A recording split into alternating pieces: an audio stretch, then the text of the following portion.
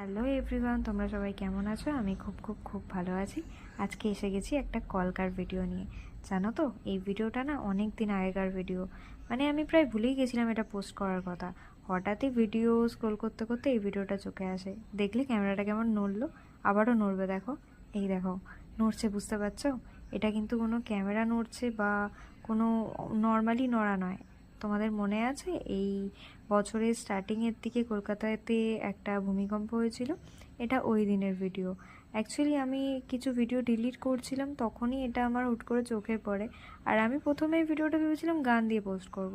তারপর যখন দেখলাম যে নড়াটা পুরো স্পষ্ট বোঝা যাচ্ছে, তো ভাবলাম কেননা এটা ভয়েস ওভারই দেওয়া যাক, তোমাদের আরেকবার মনে করিয়ে দিই ওই ভূমিকম্পটার কথা।